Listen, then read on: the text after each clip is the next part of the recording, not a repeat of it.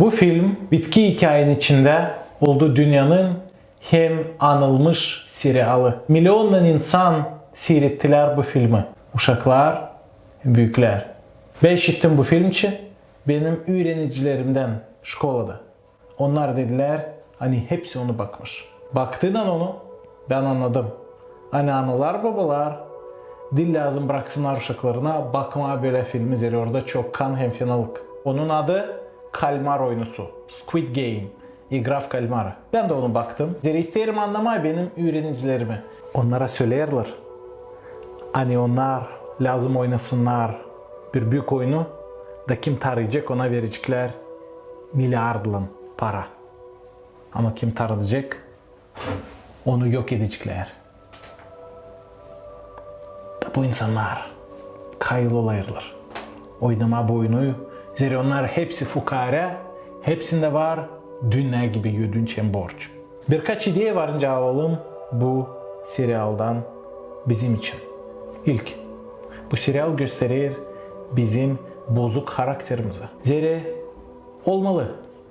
Biz de taçıyoruz, düşeydik o oyunuya. Nerede lazım tarama başkasını kazanma dini para. Bilerek hani o insanları kim biz taradık onları öldürecekler.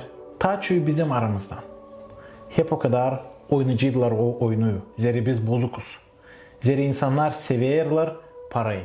Onlar hepsi fukara. Onlarda var borç çok.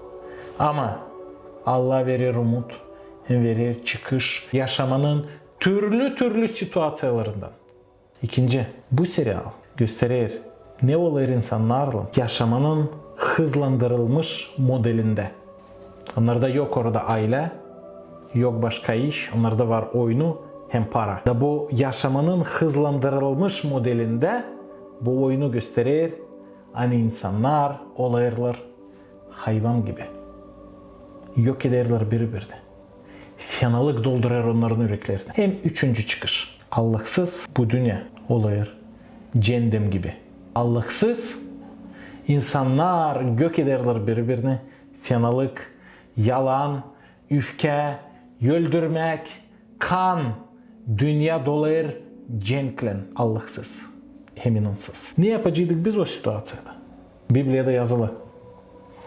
Romalılara 1. başta. Hani insanlar düşünmediler Allah için. Anlayıp hani o var, düşünmediler onlar onun için. Da onuştan Allah bıraktı onları onların günahların içinde. Ama hep o Allah hep o zaman sever bizi. Da o verir bize şans, kurtulma, yaşama onun için, sevme onu. Allah sever seni. Dostlar siz beğendiyseniz bu videoyu kalın sağlıcıyla. Koyun like, yapın repost. Unutmayın yazma komentarı. Ne siz düşünürsünüz bu film için. Kalın sağlıcıyla.